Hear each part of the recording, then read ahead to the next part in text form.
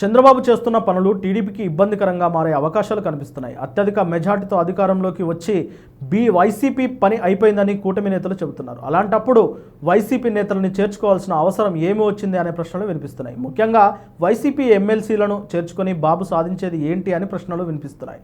ప్రస్తుతం శాసన మండలిలో వైఎస్ఆర్ కాంగ్రెస్ పార్టీకి స్పష్టమైన బలం ఉంది. ప్రతిపక్ష హోదా కూడా ఉంది. ఆ పార్టీకి చెందిన నేత శాసన మండలి చైర్మన్గా కూడా ఉన్నారు. అసెంబ్లీలో 164 సీట్లతో కూటమికి ఏకపక్ష బలం ఉంది. కనీసం ప్రతిపక్ష హోదా కూడా అక్కడ వైసీపీకి ఇవ్వడం లేదు. మాట్లాడేందుకు సరైన అవకాశం కూడా ఇవ్వకపోవడంతో సభకు వెళ్లేందుకు జగన్ వెనకడుగు వేస్తున్నారు. అందుకే శాసన మండలిలో మాత్రం తేల్చుకుంటారని చెబుతున్నారు. శాసన మండలిలో వైసీపీ పక్ష నేతగా సీనియర్ నేత బొత్స సత్యనారాయణ ఉండడంతో వైఎస్ఆర్ కాంగ్రెస్ పార్టీ సభ్యులు గట్టిగానే ప్రభుత్వాన్ని ప్రశ్నిస్తున్నారు. మరో ఏడాది వరకు శాసన మండలిలో వైఎస్ఆర్ కాంగ్రెస్ పార్టీకి బలం ఉంటుంది. అయితే అక్కడ ప్రభుత్వ వైఫల్యాలను ఎండగడుతూ ఉండడంతో అక్కడ కూడా వైసీపీ వాయిస్ వినిపించకుండా చేసే ప్రయత్నం బాబు చేస్తున్నట్లు కనిపిస్తుంది. వైసీపీ ఎమ్మెల్సీలను ముగ్గురిని తీసుకోవడం వలన బాబుకి ఒరిగేది ఏమీ లేదు. వైసీపీ ఆధిపత్యం తగ్గదు. వచ్చే ఏడాది తర్వాత మండలంలో టీడీపీ కూటమి బలం పెరిగే ఛాన్స్ ఉంది. లోకల్ ఎన్నికలు ముందే పెడుతున్నారు. వాటిలోనూ గెలిస్తే ఆ తర్వాత ఎమ్మెల్సీ సీట్లను వరుసగా గెలవచ్చు. అప్పుడు సొంత పార్టీ నేతలకు అవకాశం ఇవ్వచ్చు. ఇప్పుడు వైసీపీ వారిని చేర్చుకొని రాజీనామాలు చేయించి మళ్ళీ పదవులు వారికే ఇవ్వడం వలన పార్టీని నమ్ముకున్న వారు దూరమయ్యే ఛాన్స్ ఉంది.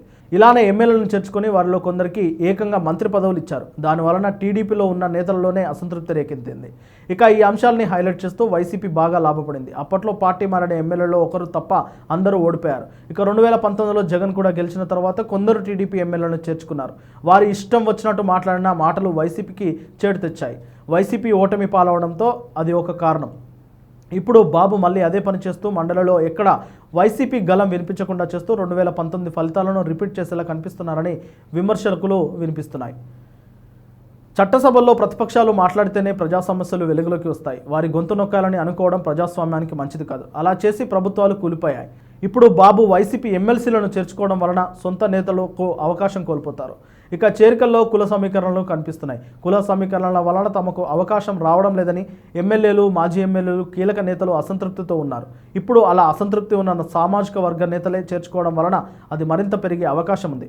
కీలక నేతలకి ఛాన్స్ రాక వారు పార్టీకి ఇబ్బందికరంగా మారవచ్చు. ఇలా బాబు వైసీపీ నేతలను చేర్చుకోవడం వలన కూటమి నేతలకి కష్టాలు తప్పకపోవచ్చు. పైగా జగన్కి కొత్త అవకాశాలు ఇచ్చినట్టే. వైసీపీలో అవకాశాలు రాక కొత్త నేతలు తమని తాము నిరూపించుకోవాలని చూస్తున్నారు. అలాంటి వారు ఇప్పుడు ఎదిగే ఛాన్స్ ఉంది. ఇక బాబు చేర్చుకున్న నేతల్లో కొందరికి వైసీపీలో ఆధిపత్య పోరు ఉంది. ఇప్పుడు బాబు కారణంగా ఆ సమస్య పరిష్కారం అయ్యే ఛాన్స్ ఉంది.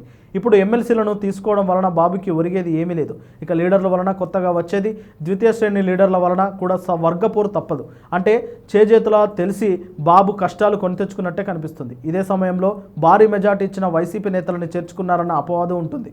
కూటమిలోనూ విభేదాలు వచ్చే ఛాన్స్ ఉంది. మొత్తంగా వైసీపీ నేతలను చేర్చుకొని బాబు సాధించేది ఏమీ లేదని, పైగా వ్యతిరేకతను కొని తెచ్చుకుంటున్నారని 2019 ఫలితాలను చూసి ఆపై జగన్ ఎదుర్కొన్న పరిస్థితులను చూసి బాబు తేల్చి అదే ఇప్పుడు చేస్తూ పార్టీని స్వయంగా కష్టాల పాలు చేస్తున్నారని విమర్శకులు సైతం అభిప్రాయపడుతున్నారు.